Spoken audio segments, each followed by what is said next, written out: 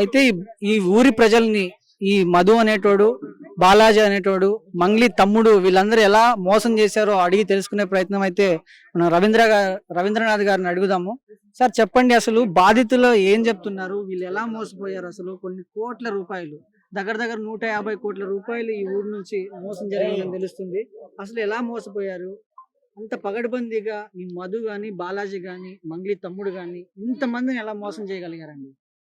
ఇప్పుడు యాక్చువల్గా మనం వచ్చిన ప్రదేశం ఏంటంటే ఇది సాగర్ హైవే రోడ్లో మనం వస్తుంటే మాల్ దాటిన తర్వాత మల్లేపల్లి అని ఒక ఊరు.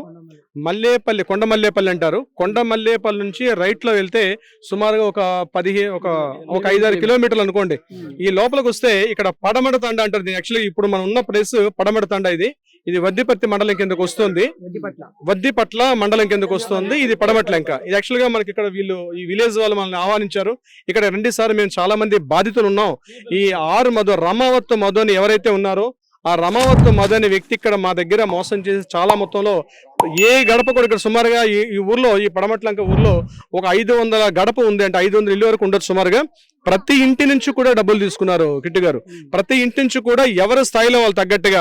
అంటే వీళ్ళందరూ కూడా ఏంటంటే దినసరి కూలీలు, డైలీ కార్మికులుగా లేదా ఆటోలు నడుపుకుంటూ చిన్న చిన్న వ్యవసాయ కూలీలుగా పనిచేస్తూ ఆ రోజు వాళ్ళకి డబ్బులు వస్తేనే తప్ప వాళ్ళు ఇల్లు నడవనటువంటి దుర్భర జీవితాన్ని గడుపుతున్నటువంటి, నగర జీవితానికి చాలా దూరంగా ఉన్నటువంటి ఒక ప్రాంతం వీళ్ళది. అయితే వీళ్ళ ఊరికి పక్కనే ఈ పడమట లంకకి సుమారుగా 1 కిలోమీటర్ డిస్టెన్స్ పలుగుతండ, అంటే ఈ పడమట లంకకి 1 కిలోమీటర్ డిస్టెన్స్ లో, పడమట తండాకి 1 కిలోమీటర్ డిస్టెన్స్ లో పలుగుతండ అని ఒక ఊరుంది. ఈ రమావత్ మధు అన్న వ్యక్తి యొక్క ఆయన పుట్టిన ప్లేస్ ఇది. ఇక్కడ ఈ గ్రామస్తులతో ఆయన కలిసిమెలిసి తిరిగేవాడు, చదువుకున్నాడు కూడా. కలిసి చదువుకొని వీళ్ళతో పాటు పెరిగాడు.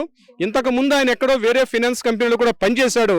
అయితే ఇక్కడ నేను ఒక కంపెనీ పెట్టుకున్నాను, గోకుల్ నందన్ ప్రైవేట్ లిమిటెడ్ అనే కంపెనీ పెట్టాను. దాంతో పాటు మీరు పెట్టుబడులు పెట్టండి, నేను పెట్టుబడి పెడితే ప్రతి ఒక్కరు కూడా రూపాయికి 10 రూపాయలు వడ్డీ ఇస్తానని చెప్పి వడ్డీ ఆశలు చూపిస్తే వీళ్ళు ఏం చేస్తారంటే మెడలో ఉన్న మంగళసూత్రాలు, వాళ్ళు ఉన్నటువంటి భూములను తనఖా పెట్టుకున్నారు, వాళ్ళ ఆస్తులను తనఖా పెట్టుకున్నారు, హౌసింగ్ లోన్స్ తీసుకున్నారు. ఇలా రకరకాలుగా, అంటే 10 రూపాయలు అమాయక జనం అండి. చూస్తుంటే పాపం వాళ్ళకి అక్షర శూన్యులు. నేను చూస్తుంటే వాళ్ళకి సంతకం పెట్టడం కూడా రాదు కిట్టు గారు. ఇంకా మనం ఏ ఆదిమ కాలంలో ఉన్నామా అన్నంత దారుణంగా ఉంది వీళ్ళ పరిస్థితి. కానీ ఒక వ్యక్తి, అంటే మా తండాకు చెందిన వ్యక్తి, మా తెగకు చెందిన వ్యక్తి మమ్మల్ని ఇలా మోసం చేస్తాడని మేము కళ్ళమ్మడి పెట్టుకుంటే వాళ్ళ కళ్ళనీళ్ళు పెట్టుకొని చెప్తున్నారు. వాళ్ళు ఒక్కొక్క మాట చెప్తుంటే నాకు ఇక్కడ నుంచి కథలు అనిపించట్లేదు. అంత దారుణంగా ఉంది వాళ్ళ యొక్క పరిస్థితి, దయనీయంగా ఉంది వాళ్ళ పరిస్థితి.